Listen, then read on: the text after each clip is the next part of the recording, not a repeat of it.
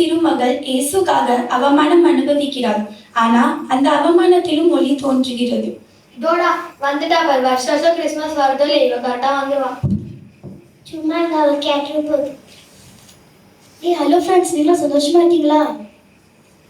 நீ வரதுக்கு முன்னாடி நாங்க சந்தோஷமா தான் இருந்தேன். அதான் நீ வந்துட்டல, இதுக்கப்புறம் சந்தோஷமா இருக்கிற மாதிரி தான்.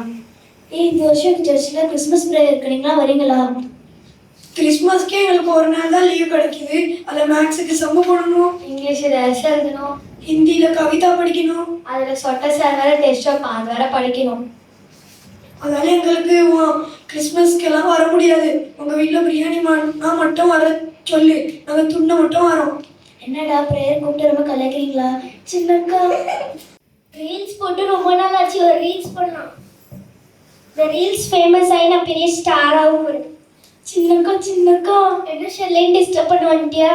இல்லைக்கா, இந்த வருஷம் சர்ச்சில் கிறிஸ்மஸ் ப்ரேயர் இருக்குன்னு சொன்னேன். எல்லாரும் என்ன கலைக்கிறாங்க ஃப்ரெண்ட்ஸ்லாம்க்கா. நான் இவ்வளோ பெரிய ஸ்டார் ஆக போகிறேன். ஏன் தங்கச்சி யார்ச்சி டாயிச்சா? வா ஒரு கை பார்த்துக்கலாம். இருங்க, நீங்க 2 பேரும் பேசுனது இவ்வளவு நேரம் நான் கேட்டுட்டு தான் இருந்தேன். ஐயோ பெரியக்கா வந்துட்டாங்க. ஷெர்லின், நீ ஏசப்பா பத்தி சொல்ல போய் எல்லாரும் உன்னை கேலி கிண்டல் செஞ்சாங்க. ஆனா நீ கவலைப்படாதமா, இதுக்கான ரிவார்டு உனக்கு பரலோகத்துல நிச்சயம் உண்டு. ஆனா ஷலோமி, உனக்கு இந்த வயசுல ஸ்டார் ஆகணும்னு நினைப்பா? நமக்கான ஸ்டாரு 2000 வருஷம் முன்னாடி இந்த உலகத்துல பிறந்துட்டாரு. நம்ம ஏசு என்கிற ஸ்டாரை பின்பற்றினாதான் நீ பரலோகத்துக்கு போக முடியும். சரியா? சாரிக்கா, நாங்கள் பண்ண மாட்டோம். சீன் 2. ஒரு வாலிப மகள் தோல்வி மற்றும் தனிமை இருளில் விழப்பட்டாள். ஆனா இயேசுவின் ஒளி அவளை திரும்ப எழுப்புகிறது. வாரத்திலே ஒரு நாள் தான் லீவ் கிடைக்கும், அதுல எங்கேயாச்சும் போலான்னு பிளான் போட்டாலும் வரல பாரு. Drink drink drink drink. Hello, எங்கடி இருக்க? நானே டிப்ரெஷன்ல மேக்கப் பண்ணிட்டு இருக்கேன். நீ ஒரு சீக்கிரம் வாடி. இந்த வாரம் வெயிட் பண்ணி.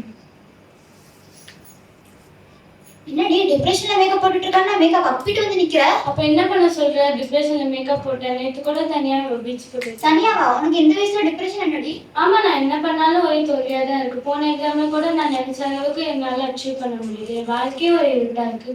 நான் அனாதையா இருக்க பண்ணி. உனக்கு ஒண்ணு தெரியுமா? இயேசுப்பா நமக்காக தான் பிறந்தாங்க. அதனால என் வாழ்க்கை எப்படி மாறும்? பைபிள்ல என்ன இருக்கு உனக்கு தெரியுமா? என்னிடம் விசுவாசம் வைப்பவர் எவரும் இருளில் இருக்காதபடிக்கு நான் உலகத்திற்கு ஒளியாக வந்தேன். சோ இயேசு இந்த உலகத்துல இருட்டில் இருக்கிறவங்க வாழ்க்கையில வெளிச்சமா வரலாம். நீனும் அவர் மேல விசுவாசம் வச்சு அவரும் வாழ்க்கையை மாற்றுவார். ஐயோ, மறந்தே போயிட்டேன். தேவையில்லாத விஷயத்தை தெரியும், தேவையில்லாத மறந்து போயிட்டேன். இப்பயாவது புரிஞ்சுக்கிட்டே வா. சீன் 3. ஒரு சபையின் விசுவாசி காத்திருப்பில் சோர்ந்து போயினான். ஆனா தேவனின் நேரத்தில் வெளிச்சம் பிரகாசிக்கும். மர்சி, உன சர்ச்சுக்கு எப்போ வர சொன்னா நீ எப்போ வர? சர்ச்சில் அப்படியே கிடக்குது. கிறிஸ்மஸ்க்கு ரெடி பண்ண வேண்டாமா? வாடி, நல்லவளே வந்துட்டியா? வந்தோன்னு ஆரம்பிச்சிட்டியா? சரி, பேசுறதெல்லாம் விட்டுட்டு போயிருக்கலாம். வா. நீதான் நல்லவளாச்சு, நீனே போய் போயிருக்கு. எனக்கு ஒரு இம்பார்ட்டன்டான கால் பண்ணி நான் போய் பேசிட்டு வரேன். நீ திருந்த மாட்டேன். திருந்துவேன்.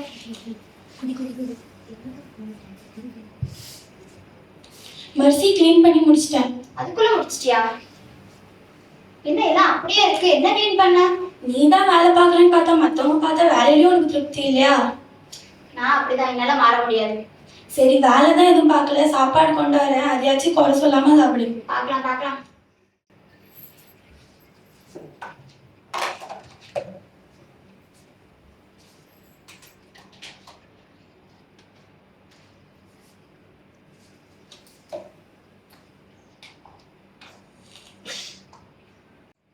என்ன சோறு வேவே இல்ல, சாம்பார்ல காயும் இல்ல. இதுலயும் குறை சொல்றப்போ உனக்கு எதுலதான் திருப்தியா இருக்கும்? எனக்கு சாப்பாடே வேண்டாம்.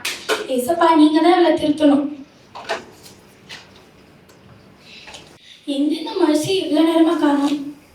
ஹே மர்சி, இங்க உட்காந்து என்ன பண்ணிட்டு இருக்க? உள்ள எல்லாரும் கிறிஸ்மஸ்க்கு ரெடி பண்ணிட்டு இருக்காங்க. இவ்வளவு நேரம் நல்லா தானே குறை சொல்லிட்டு இருந்தேன், இப்ப எப்படி உட்காந்துருக்க? எனக்கு செலிப்ரேட் பண்ணவே மனசுல இருக்கு. நான் ரொம்ப நாளா ப்ரே பண்ணிட்டு இருக்கேன், ஆனா எனக்கு இன்னும் பதில் கிடைக்கல. சில நேரத்துல தேவன் என்ன மறந்துட்டாருன்னு தோணுது. நீ இப்படி குறை சொல்லிட்டே இருந்தா தேவன் எப்படி உன் ஜெபத்துக்கு பதில் தருவாங்க? ஆனா என்னால குறை சொல்லாம இருக்க முடியலையே. நீ ஃபர்ஸ்ட் தேவன் கிட்ட எனக்கு ஒரு திருப்தி உள்ள மனசு வேணும்னு கேளு. இதனால என் ஜெபத்திற்கு எப்படி பதில் கிடைக்கும்? ஏசப்பா பிறப்பதுக்கு முன்னாடி தேவன் ஒரு ரட்சகரை வாக்குறுதி அளித்தார். மக்கள் பல வருஷங்கள் காத்திருந்தாங்க. ஆனா at last at God's right time இயேசு பிறந்தார்.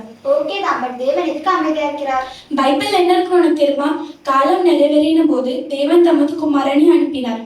அதாவது தேவன் ஒருபோதும் தாமதமாக இருக்க மாட்டார். எல்லாவற்றையும் சரியான நேரத்தில் செய்வார். நீ சொல்றது கரெக்ட் தான் ரூ. நான் இனிமே கவலைப்படாமல் குறை சொல்லாம காத்திருக்கணும்னு இப்போ புரிஞ்சுக்கிட்டேன். சூப்பர். சரி வா, நம்ம இந்த கிறிஸ்மஸை போய் நம்பிக்கையுடன் கொண்டாடுவோம்.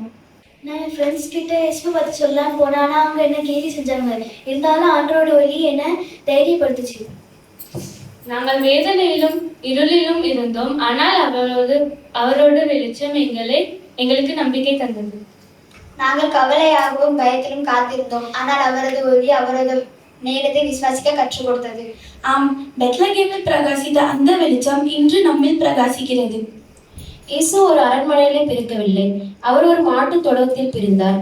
ஏன்னா அவர் வெளிச்சம் மிக தாழ்ந்ததும் இருளான இடங்களிலும் சேரும் என்பதை காட்டுவதற்காக. இன்று அவர் நம் வார்த்தை நற்குணம் மூலமாக வெளிச்சமாய் பிரகாசிக்க விரும்புகிறார்.